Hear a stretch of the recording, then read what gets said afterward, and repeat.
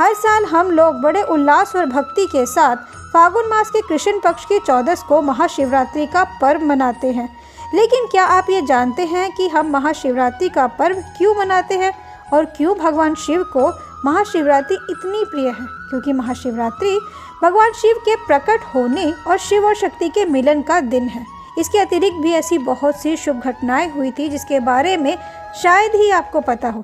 चलिए जानते हैं उन कथाओं के बारे में जो हमारे पुराणों में वर्णित है। शिव पुराण के अनुसार सृष्टि के आरंभ में भगवान विष्णु और भगवान ब्रह्मा जी में यह बहस हो जाती है कि दोनों में से कौन बड़ा है। तभी वहाँ कोटि सूर्य के प्रकाश और तेज से परिपूर्ण अग्नि रूप में एक शिवलिंग प्रकट होता है जिसका ना कोई आदि होता है ना अंत होता है।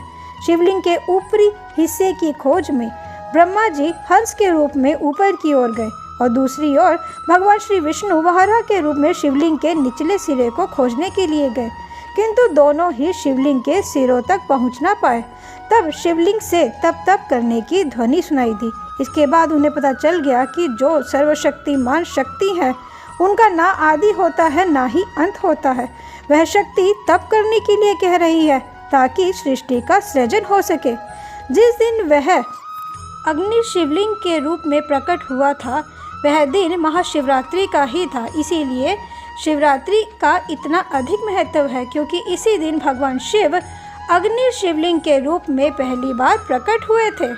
एक दूसरी कथा अनुसार ब्रह्मा जी ने सृष्टि के निर्माण कार्य के लिए सर्वशक्तिमान भगवान सदा शिव जी से पुत्र की कामना की। तब ब्रह्मा जी की भ्रिकुटी से भगवान रुद्र प्रकट हुए। जिस दिन वह प्रकट हुए थे वह दिन भी महाशिवरात्रि का ही था। अब बात करेंगे शिव और शक्ति के मिलन की, अर्थात भगवान शिव और माता पार्वती के विवाह की, क्योंकि महाशिवरात्रि के दिन ही भगवान शिव और माता पार्वती का विवाह भी संपन्न हुआ था।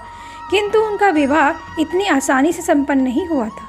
पुराणों में ऐसा वृतांत आता है कि माता पार्वती पूर्ण जन्म में माता सती थी, जिन्होंने अपने पिता दक्ष प्रजापति के द्वारा इनके पति भगवान शिव के अपमान का विरोध करते हुए योग अग्नि द्वारा अपने शरीर को त्याग दिया था। इसके बाद उनका पूर्ण जन्म हुआ था। इनका जन्म हिमालय की पुत्री माता पार्वती के नाम से हुआ था।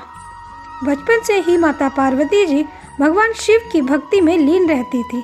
एक दिन नारद जी ने इनका पूर्व जन्म इन्हें याद करा के भगवान शिव को फिर से पति रूप में पाने के लिए तपस्या करने के लिए प्रेरित किया। कई वर्षों की तपस्या के बाद भगवान शिव माता पार्वती की तपस्या से प्रसन्न हुए और महाशिवरात्रि के दिन ही भगवान शिव और माता पार्वती जी का विवाह संपन्न हुआ। इस प्रकार से शिव और शक्ति का मिलन हुआ। यही कारण है कि भगवान शिव को महाशिवरात्रि इतनी प्रिय है। आशा करते हैं हमारी दी गई जानकारी आपको पसंद आई होगी। ऐसी ही रोचक जानकारी के लिए हमारा चैनल सब्सक्राइब करें, लाइक करें, शेयर करें। धन्यवाद।